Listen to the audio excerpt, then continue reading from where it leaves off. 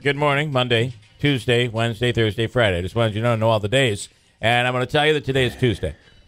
Well, you didn't name all of them, Bill. There's two others you left out. I skipped those days because I start on Friday and all of a sudden it's Monday again. Yeah, I know. I don't know about you. It does feel that way. Okay, so Jim Zecca, I know, is listening because he's responding to us via text message. Jim, call in. I want to talk to you about the man you're stumping for, and that's Donald Trump. And please, our phone number is 7360186. Some of the comments made by Trump. Today is Super Tuesday. Big day out in the political world. I want to be very careful here because I don't want this to sound like the Glenn Beck show, which is a bashing of Trump show. He just it starts at 9 and ends at 3, and he goes off the air at noon. So they talk about him for another 3 hours off the air. So this is, and I read this story earlier this morning, when the poll came out, CNN poll that shows that Trump has 49% of the vote. He said, little lightweight Marco Rubio has 16%. Lying Ted Cruz is at 15%, and good guy Ben Carson has 10% support. Again, those adjectives courtesy of Donald Trump, not us. So good guy Ben Carson, because Ben Carson isn't close. That's why he's a good guy, which is really kind of interesting, right? And but what the other end of this poll, which has some interest, is that Donald Trump, in a head-to-head matchup with Hillary Clinton, loses like 55-43 or something like that. And Donald Trump head-to-head against, of all people, Bernie Sanders, he gets beat even worse. However, if you put Rubio and Cruz up against Hillary and Bernie Sanders, they both win. That's according to the poll numbers. And the response from the Donald Trump supporter is, I don't believe it. Right. They're just doing that. They're lying. They're lying because they want they want people today not to vote for Donald Trump. And even all that talk yesterday about conservatives and Republicans saying, listen, I will not vote for Donald Trump if he is the nominee, period. And there needs to be a third-party candidate. We need to come up with a third-party candidate. We talked about it yesterday, and everybody said I was nuts, but it was all they were talking about yesterday. So it's real. And there were Republicans coming out saying, I won't vote for him. I will not vote for Donald Trump. Now, maybe it's all pomp and circumstance for today. Maybe that's possible. I guess it is possible, right? But at the same time, they could be telling the truth.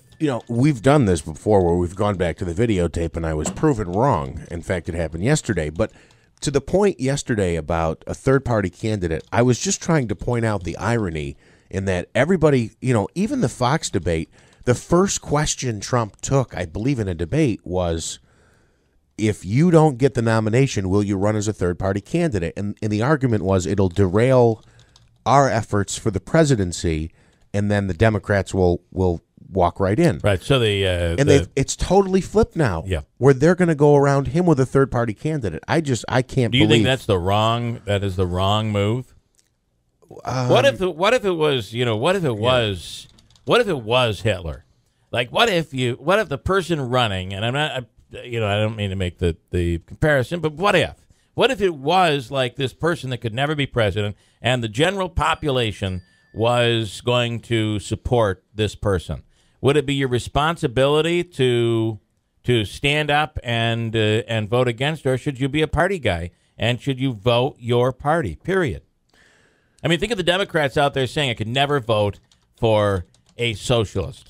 I could never vote for Bernie Sanders. Mm-hmm. And if Bernie Sanders became the candidate, don't you think there'd be certain Democrats saying I couldn't vote for him? I'd rather see somebody else run. I mean, should you be true to the party or should you be true to your country? So I think as an individual, you should be true to who you think, who you want to support. Right. But the party doing this, because that's the irony, I think, is that the party was like, oh, Trump's going to ruin this for us. He's going to ruin it. We can beat Hillary. Well, and the talk is that Trump is going to ruin, and I never believe this stuff when it actually comes, because this stuff never seems to come to fruition. But the fear is that he's going to destroy the numbers they have in the House and in the Senate, and it could very well divide the Republican Party. So it's almost like the fear is greater than just this election. Why can't being true to your party also be being true to your country?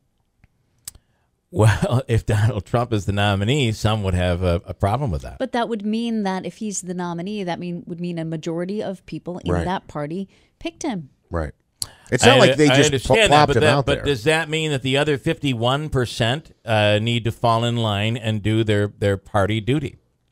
The other 51% meaning of Republicans? Well, if Trump has 49% of Republicans, then there are 51% that would not vote for him. Not necessarily. Well, would they let's vote just say there was. I understand that if Cruz gets out and Rubio gets out, they're going to go somewhere, and chances are some of them will go with Trump. But I'm asking you, if 51% of the Republican Party would not vote for Donald Trump, or even if it's 5%, if you're somebody that could never vote for Donald Trump, are you supposed to vote the party line? No, I don't think so. Well, if you're a party guy, I guess you're supposed to. But I don't agree with that. I mean, I think you should vote your conscience. You vote whether it's Republican or Democrat or what have you. You vote for the person, not the party. Well, but if you're a party guy, you vote for the party line. That's where you vote. You should always vote that way. And that's not just Republican. It's it's a party. It's a party stance.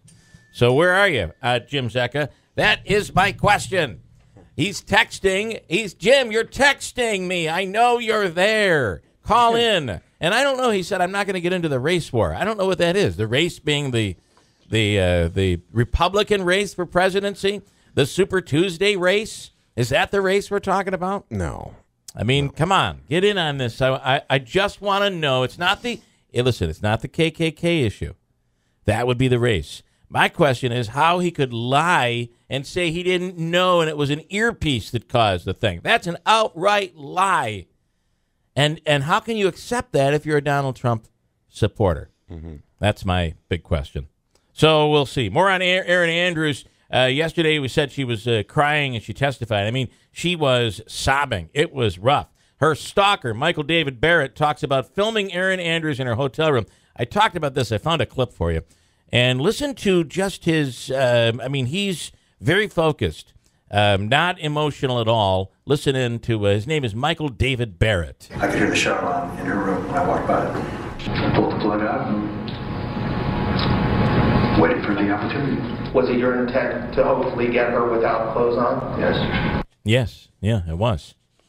Erin Andrews' mother was testifying yesterday as well. It's a nightmare that doesn't stop.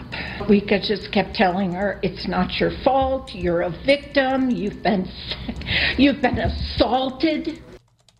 And they're feeding everybody a 911 call that Erin Andrews made that's they're calling it a foul-mouthed 911 call. But how are you supposed to act when you're calling 911? Is that really fair? Here's the clip. The cab 911, what's the address of your emergency? I have been in the news recently about being in a hotel naked, and I have paparazzi outside my window, and I was told by law enforcement that if I did to call 911. You want to meet with an officer, man, when they come out? Yeah, these guys are sitting in their car outside my house right now. I would like to tell the officer to have them leave because the cops have told me to call 911 if they're outside my house. If the reporter, if the ESPN reporter that was spied on and nude photos and nude video was like ESPN reporter Paul Giamatti, do you think that the paparazzi would be outside his door? And is this the suffering that you have to go through if you're considered a quote unquote beautiful woman? Right? I mean, and would even, I mean, if they got a picture of Paul Giamatti, who would even run with that? It'd be like, oh, please. That's John Adams. He played John Adams. I can't do it. I can't put that picture up there. But because she's a beautiful woman, it's all up there. It's spread. You can never take that away. The number of people that downloaded the photos from the web, the fact that the New York Post put it on the front page. You can never. And now, should she be upset that the paparazzi's outside her door? Crazy world, this world we live in. Here's Christine with an update, 647.